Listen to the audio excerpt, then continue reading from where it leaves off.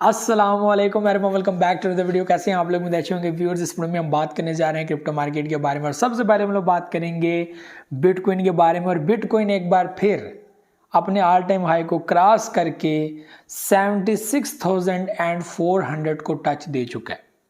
ठीक है, पहले 75, अब जो है 76,000 को क्रॉस करके आगे बढ़ चुका है। और इस वक्त पूरी दुनिया में एक हंगामा बना हुआ है कि भाई साहब बिटकॉइन अपने ऑल टाइम हाई को क्रॉस कर चुका है। अब जो है वो आगे जो होने वाला है ये किसी को अंदाज़ा भी नहीं है क्या होने वाला है।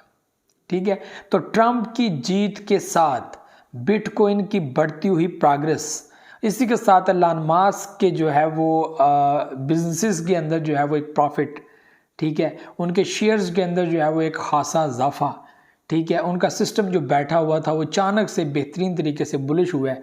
ये बहुत बड़ी बात है।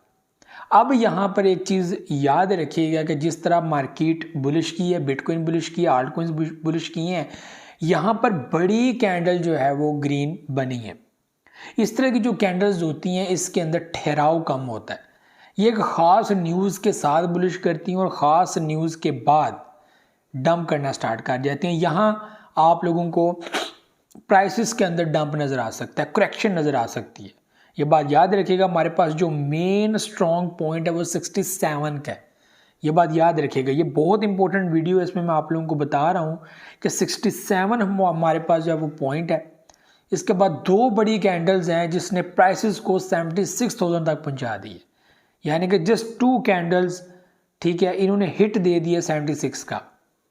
अब यहाँ पर प्राइसेस गिर भी सकती हैं। आज की कैंडल रेड है, देखना यह है कि रेड क्लोज होती है या नहीं होती है। अगर रेड क्लोज हो जाती है फिर आइंदा वाला दिन जो है वो बड़ा इंपॉर्टेंट होगा।